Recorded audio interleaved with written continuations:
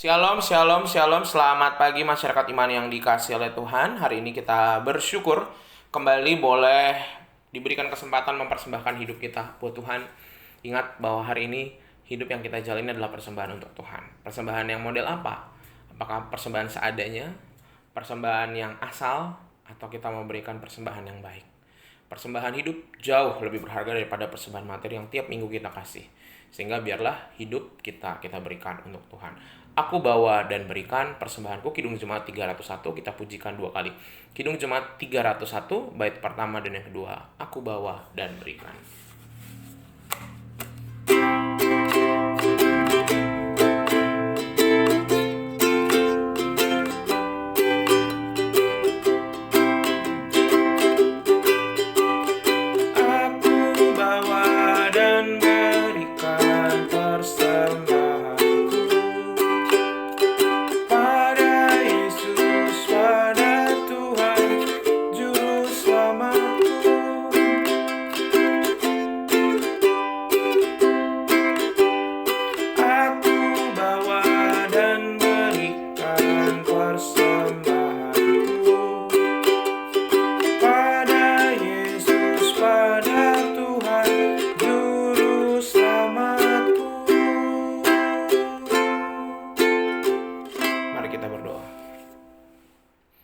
Tuhan, kami mau mempersembahkan hidup kami untuk Tuhan, dan biarlah hidup kami hari ini boleh berkenan dan seturut dengan kehendak Tuhan. Kami serahkan pembacaan firman Tuhan, hanya dalam nama-Mu kami berdoa dan bersyukur. Amin. Bersama-sama kita buka Keluaran 7 ayat 14 sampai 25. Keluaran 7 ayat 14 sampai 25. Keluaran 7 ayat 14 sampai 25. Dengarkanlah sabda Tuhan. Berfirmanlah Tuhan kepada Musa. Firaun berkeras hati, ia menolak membiarkan bangsa itu pergi. Pergilah kepada Firaun pada waktu pagi, pada waktu biasanya ia keluar ke sungai. Nantikanlah dia di tepi sungai Nil, dan memegang di tanganmu tongkat yang tadinya berubah menjadi ular. Dan katakan kepadanya, Tuhan, Allah orang Ibrani, telah mengutus aku kepadamu untuk mengatakan, biarkanlah umatku pergi, supaya mereka beribadah kepadaku di padang gurun. Meskipun begitu, sampai sekarang kau tidak mau mendengarkan. Sebab itu beginilah firman Tuhan. Dari hal yang berikut akan kau ketahui bahwa akulah Tuhan. Lihat, dengan tongkat yang di tanganku ini akan kupukul air yang di sungai Nil, dan air itu akan berubah menjadi darah. Dan ikan yang dalam sungai Nil akan mati, sehingga sungai Nil akan berbau busuk. Maka orang Mesir akan segan meminum air dari sungai Nil ini. Tuhan berfirman kepada Musa, katakanlah kepada Harun, ambillah tongkatmu, ulurkanlah tanganmu ke atas segala air orang Mesir, ke atas sungai, selokan, kolam, dan segala kumpulan air yang ada pada mereka, supaya semuanya menjadi darah, dan akan ada darah di seluruh tanah Mesir, bahkan dalam wadah kayu dan wadah batu. Demikianlah Musa dan Harun berbuat seperti yang difirmankan Tuhan. Diangkatnya tongkat itu dan dipukulkannya kepada air yang di sungai Nil, di depan mata Firaun dan pegawai-pegawainya. Maka seluruh air yang di sungai Nil berubah menjadi darah. Matilah ikan di sungai Nil, sehingga sungai Nil itu berbau busuk, dan orang Mesir tidak dapat meminum air dari sungai Nil. Dan di seluruh tanah Mesir ada darah. Tetapi para ahli Mesir membuat yang demikian juga dengan ilmu mantra mereka, sehingga hati Firaun berkeras dan ia tidak mau mendengarkan mereka, keduanya seperti yang telah difirmankan Tuhan. Firaun berpaling lalu masuk ke istana dan tidak memperhatikan hal itu juga. Tetapi semua orang Mesir menggali-gali di sekitar sungai Nil mencari air untuk diminum, sebab mereka tidak dapat meminum air sungai Nil. Demikianlah genap 7 hari berlalu setelah Tuhan menulahi sungai Nil. Jangan patah semangat. Bapak Ibu, kita pasti pernah merasakan kegagalan dan patah semangat dalam hidup ini. Entah kita menyingkapinya dengan cara bangkit kembali bersemangat, tapi juga ada banyak di antara kita yang ketika tantangan atau kegagalan itu berdampak besar, atau itu satu hal yang buat kita malu, ada juga yang membutuhkan waktu lebih lama untuk keluar dari keterpurukan. Ada orang yang berlarut-larut tenggelam, penyesal terus-menerus sepanjang hidupnya.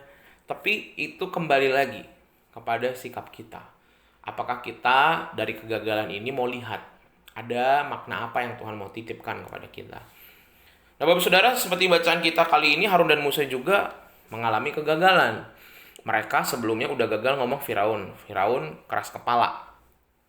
Dan kali ini mereka menunggu di sungai Nil. Dan Tuhan sudah memerintahkan Musa agar dia pegang tongkat yang tadinya jadi ular itu, masih dengan agenda yang sama untuk mengubah hati Firaun supaya boleh bangsa ini keluar untuk beribadah. Jadi di titik ini Tuhan masih berharap umat itu beribadah aja. Oke, nggak harus pergi jauh sampai ke tanah perjanjian. Dia beribadah dulu aja. Gitu. Jadi sebenarnya Tuhan masih membuka kesempatan baik buat Firaun. Kalau Firaunnya mau bertobat dan ngasih kesempatan itu kepada umat. Kali ini Allah menyatakan kuasanya melalui tongkat dipukul ke air, dan air sungai Nil berubah menjadi darah. Air sungai Nil ini kan adalah sungai terpenting di kehidupan Mesir, dan bahkan salah satu sungai harusnya nomor satu paling subur yang ada di benua Afrika. Jadi itu jantungnya benua Afrika. Makanya Mesir tuh daerah yang subur biasanya di Afrika tuh di daerah pinggir-pinggir, dan yang paling besar adalah si sungai Nil ini. Tapi apa yang terjadi? Firaun malah mengeraskan hati, gak mau mendengarkan. Sehingga ini berkaca jadi kayak kita juga ya. Kita kecewa karena kegagalan, tiap kegagalan. Kita tahu perasaannya Musa sama Harun yang udah mencoba berkali-kali. Bahkan mereka sudah ibaratnya membawa kuasa Tuhan.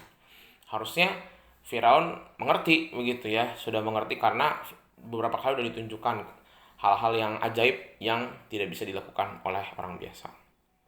Tapi tetap aja mereka gagal.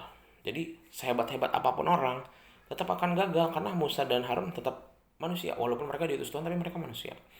Dan seringkali kita juga kayak mereka, kecewa. Tuhan, aku udah berikan yang terbaik, udah aku rencanakan dengan baik, aku udah bikin rencana backupnya, sudah bikin rencana kalau ini gagal, aku bikin rencana B, C, D, E, F, G. Tapi seringkali kita lupa menyadari bahwa kita nggak serahin dulu bahwa itu rencananya harus dikasih ke Tuhan dulu. Jangan pakai rancangan kita, kalau rancangan kita udah pasti gagal soalnya. Sehingga kita harus lihat kenapa Tuhan membuat ini nggak mudah. Mungkin bahkan kegagalan ini adalah bagian dari rencana Tuhan. Jadi kegagalan rencana pribadi kita bisa jadi itu adalah bagian dari rencana indah Tuhan. Dan Tuhan pemurah. Di balik semua kegagalan itu, Tuhan selalu memberikan anugerah dan berkatnya. Membentuk kita, bahkan mendewasakan kita dari proses-proses itu. Supaya apa? Kita tambah kuat. Tambah kuat lagi, tambah baik lagi, bukan rencananya tambah bagus. Rencana bagus tapi kalau karakter kita jelek nggak ada gunanya. Jadi lebih baik rencananya sederhana, tapi karakter kita ditumbuhkan. Sehingga mari sama-sama hari ini, kalau kita punya banyak planning atau banyak rencana, baik dalam pekerjaan, rumah tangga, maupun dalam pelayanan, mari sama-sama kita rencanakan secukupnya, lebih banyak kita berserah, dan kita kalau nanti ada kita jatuh, ada kita gagal, kita cek di diri kita, apa yang perlu saya perbaiki supaya saya jadi lebih baik dari kegagalan ini. Tuhan mampukan kita. Amin. Mari kita berdoa. Tuhan, kami pernah ada di posisi Musa dan Harun. Coba banyak cara, sudah sebaik mungkin. Kami merasa punya banyak pengalaman. Tapi seringkali yang menggagalkan mungkin keadaan ataupun manusia. Tapi sebenarnya Tuhan punya rencana baik supaya kami bertumbuh. Kegagalan justru membuat kami bertumbuh jadi lebih baik. Karena rencana semua orang bisa buat. Tetapi pertumbuhan karakter hanya bagi yang mau. Dan yang mau berproses sama Tuhan. Kami serahkan, hari ini kami mau berproses sama Tuhan. Kami mau belajar banyak. Dan biarlah Tuhan Engkau yang membantu kami. Kami serahkan, hanya dalam nama-Mu kami berdoa. Amin. Selamat pagi, Tuhan Yesus memberkati, tetap bersemangat.